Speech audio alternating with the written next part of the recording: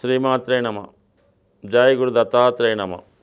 ఈ వీడియోలో మనం డిసెంబర్ 8వ తారీఖు నుంచి 14వ తారీఖు మధ్యలో జరగబోయే వార ఫలాలు మీనరాశి వారికి ఏ విధంగా ఉండబోతుంది అన్న విషయాన్ని పరిశీలించే ప్రయత్నం చేద్దాం.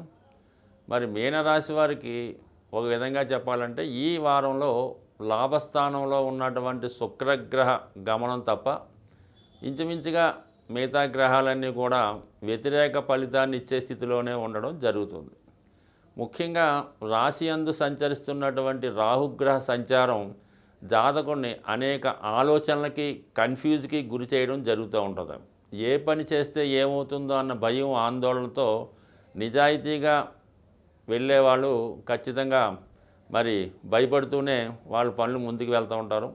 బట్ ఏదైనా ఈ సమయంలో మీరు మీ ఆత్మసాక్షి చెప్పిన విధంగా నిజాయితీగా స్వచ్ఛందంగా ముందుకు వెళ్తేనే మంచిది తప్ప ఇతరుల సలహాలు విని చట్టానికో న్యాయానికో వ్యతిరేకంగా వెళ్ళినప్పుడు ఖచ్చితంగా అప్రతిష్ట పాలయ్యే అవకాశం ఉంటుంది. సాధారణంగా ఈ రాశివారు ఈ సమయంలో మీ యొక్క సొంత కార్యక్రమాలు మీ కుటుంబ కార్యక్రమాల కోసమే ఆలోచించాలి తప్ప ఏదో సమాజం కోసమో 10 మంది కోసమో ధర్మం కోసమో పోరాటం మంచిదే, కానీ ప్రస్తుత పరిస్థితిలో అవి మీకు వ్యతిరేకంగా మారే అవకాశం ఉంది. కాబట్టి కేవలం ఒక లిమిటెడ్గానే మీ వ్యవహారాలు చేయడం మంచిది తప్ప అక్కర్లేని విషయాల్లో తలదూర్చడం అన్నది అంత అనుకూలమైన విషయం కాదు. ఈ విషయాన్ని ఖచ్చితంగా మీనరాశి వారు గమనించవలసిందే. అలాగే వీళ్ళ యొక్క ఖర్చులు కూడా రోజు రోజుకు పెరగడం, మీరు గతంలో తీరిపోయింది అనుకున్నటువంటి బాధ్యత తిరిగి మొదలవడం వల్ల మీ పైన ఆర్థిక భారం కూడా ఎక్కువగా పడడం జరుగుతూ ఉంటుంది. ఇప్పుడు అతి తొందరలో ఇంచుమించుగా మార్చి నెలాఖరికి 12వ స్థానంలో ఉన్నటువంటి శని భగవానుడు రాశిలోకి ప్రవేశిస్తూ అక్కడ ఉన్నటువంటి రాహుతో కలియడం వల్ల ఏంటంటే మరి తొందరలోనే ఈ రాశివారు ఏదైనా విదేశ వ్యవహారాలు కలిసి రావడం కానీ, పెద్ద కంపెనీల్లో ప్రయత్నం చేస్తున్న వారికి ఉద్యోగ అవకాశాలు రావడం కానీ జరిగే అవకాశం ఉంది. బట్ ఏదైనా మీకు ఈరోజు 1,00,000 వచ్చినా, రేపు 2 లక్షలు వచ్చినా, వచ్చే సంవత్సరం 5 లక్షలు వచ్చినా ఈ స్థితి మాత్రం ఈ విధంగానే ఉంటుంది.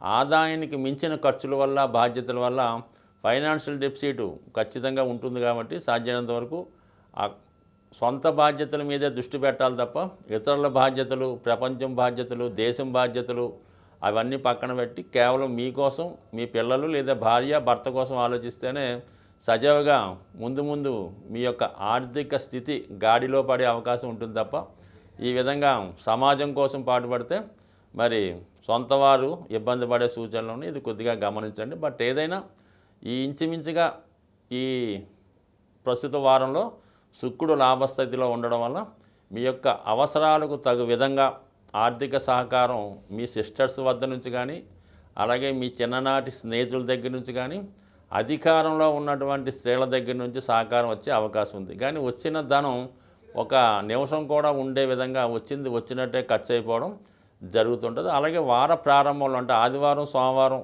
చాలా వృధా ప్రయాణాలు, అనవసర ఖర్చులు, టైం వేస్ట్ జరిగే అవకాశం ఉంది. అలాగే మంగళ బుధవారాల్లో కూడా చాలా వరకు అనవసర ఆలోచనలతో వృధా కాలం జరిగే అవకాశం ఉంది. కాబట్టి ముఖ్యమైన వ్యవహారాలు ఏమన్నా ఉంటే ఇంట్రెస్ట్గా చేస్తే తప్ప పూర్తయ్యే అవకాశం లేదు. కాబట్టి ఏదైనా పని చేసే ముందు అది అవుతుందా అవదా, అది ఎంతవరకు మనకు సాధ్యం అవుతుంది అన్నది ఆలోచించే ఆ పని ప్రారంభించాలి తప్ప ఏదో ఆలోచన వచ్చిందే తడుగా ప్రారంభిస్తే మాత్రం కేవలం టైం వేస్ట్, ధనం వేస్ట్ తప్ప ఏ విధమైన ఉపయోగం అయితే లేదు. బట్ ఏదైనా గురువు 3వ స్థానంలో ఉండడం వల్ల ఉద్యోగంలో మార్పు కొరకు మీరు చేసే ప్రయత్నాలు మాత్రం చాలా వరకు ఫలించే అవకాశం ఉన్నది. ఒక ఉపాధ్యాయుడు కానీ, గురువు కానీ, న్యాయవాది కానీ మీకు సహకరించి మీ యొక్క అభివృద్ధికి కారణం అవడం జరుగుతూ ఉంటుంది. విద్యార్థులకి మంచి గురువు లభించడం ద్వారా వారి యొక్క విద్యలో ముందడుగు వేసే అవకాశం ఉంది. మరి భాగ్యస్థానంలో ఏర్పడినటువంటి నిపుణ బుధాదిత్య యోగం జాతకుడు తన నైపుణ్యాన్ని పెంచుకోవడం, చాలా కాలంగా పుణ్యక్షేత్రాలు దర్శిద్దామని మీ ఆలోచన నెరవేరుతుంది. అలాగే ఒక మంచి ప్రసంగాన్ని వినటం కానీ, మంచి గురువుని ఆశ్రయించి వాళ్ళ యొక్క సలహాలు సూచనలు స్వీకరించడం కానీ జరిగే అవకాశం ఉంది.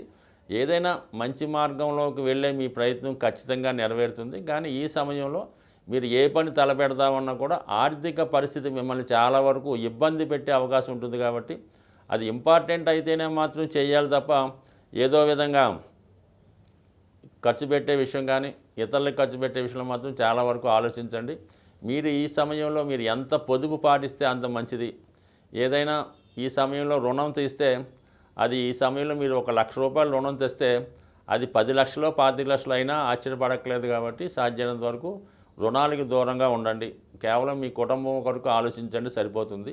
బట్ ఏదైనా 5వ స్థానంలో ఉన్నటువంటి కుజుడు వక్రగమనం పొందడం వల్ల కొన్ని అనుకోని బాధ్యతలు రావడం జరుగుతూ ఉంటుంది. అలాగే స్పెక్యులేషను, షేర్ మార్కెట్టు, జోదం, పేకాట, ఆన్లైన్ గేమ్స్లో ధనం పోగొట్టుకునే సూచనలు ఉన్నాయి. కాబట్టి 99% వాటికి దూరంగా ఉంటేనే మంచిది తప్ప ఏమాత్రం బలహీనపడి ఈజీ మనీ కోసం ఆశపడినా చాలా వరకు పోగొట్టుకోవడమే తప్ప తిరిగి సంపాదించే అవకాశం అయితే లేదు. ఈ వారం గ్రహస్థితి పరిశీలించినప్పుడు ఈ వార ప్రారంభంలోనే కుజగ్రహ వక్రగమనం, అలాగే బుధ గురుగ్రహాలు అంటే 3 గ్రహాలు వక్రగమనంలో పొందడం వల్ల, అలాగే నిరంతరం వక్రగమనంలో ప్రయాణించే రాహుకేతువులు అంటే మొత్తం మనకి 9 గ్రహాల్లో 5 గ్రహాలు వక్రగమనంలో ప్రయాణించడం వల్ల జాతకుడు ఏ పని ప్రారంభించినా కూడా ఆ పని 1-2 సార్లు చేస్తే తప్ప పూర్తయ్యే అవకాశాలు చాలా తక్కువగా ఉంటాయి. కాబట్టి ఏదైనా నిరాశ చెందకుండా ప్రయత్నం చేయడం మంచిది. బుధుడు వక్రగమనం వల్ల విద్యార్థులు చదువుపైన దృష్టి కాకుండా ఇతర విషయాల మీద దృష్టి పెట్టకుండా చదువు మీద దృష్టి పెడితే మంచిది. సో ఏదైనా ఈ వారం జాతకుడు కుజుని యొక్క అనుగ్రహం కోసం, అంటే ఇది అన్ని రాశుల వారికి సహకరిస్తుంది కాబట్టి ఏ రాశి వారైనా కుజుడు వక్రగమనం పొందడం వలన ప్రతి ఒక్కరిలో కూడా ఆవేశం, కోపం ఎక్కువ రావడం వలన ఎక్కువగా భార్యాభర్తల మధ్య, అన్నదమ్ముల మధ్య ఘర్షణ కారణం అవుతుంటుంది. కాబట్టి ప్రతి ఒక్కరూ కూడా మరి రాబోయే 81 రోజులు ఈ కుజుడు వక్రగమనంలో ఉండడం జరుగుతుంది. సుమారుగా మనకి డిసెంబర్ 7వ తారీఖు నుంచి. మరి ఈ సమయంలో ముఖ్యంగా ఏంటంటే మరి భూమికి సంబంధించిన తగాదాలు, బాకీలు అంటే వడ్డీ వ్యాపారం చేస్తున్న వాళ్ళు, అప్పులు ఇచ్చుకొని తీసుకున్న వాళ్ళు ఈ కట్టలేకో తీయలేకో వసూలు చేయలేకో మొత్తం వాళ్ళ మధ్య ఇబ్బందులు, రియల్ ఎస్టేట్ వ్యాపారం చేస్తున్న వాళ్ళకి ఏంటంటే వాళ్ళు ఇంకా రేటు వస్తుందని ఆశపడి అమ్మకపోవడం, ఈ విధంగా ఆ వ్యాపారస్తులకు చికాకులు వచ్చే అవకాశం ఉంటుంది మొత్తం మీద. కాబట్టి ప్రతి ఒక్కరూ కూడా ఈ సమయంలో కుజగ్రహ అనుగ్రహం తప్పనిసరిగా ఉండాలి. ఎందుకంటే భార్యాభర్తలు గొడవలు రావచ్చు, మరి సంతానం కలిగే విషయంలో ఇబ్బందులు రావచ్చు, అలాగే రుణదాతల ఒత్తిడి ఎక్కువ అవ్వచ్చు.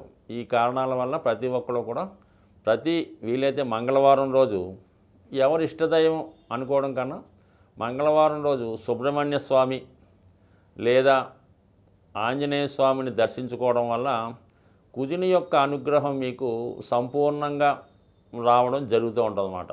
దానివల్ల ఏంటంటే మీరు ఈ కుజుడు ఎప్పుడైతే మీకు అనుగ్రహించాడో జాతకుడికి ధైర్యంతో, సాహసంతో ముందుకు వెళ్తాడు.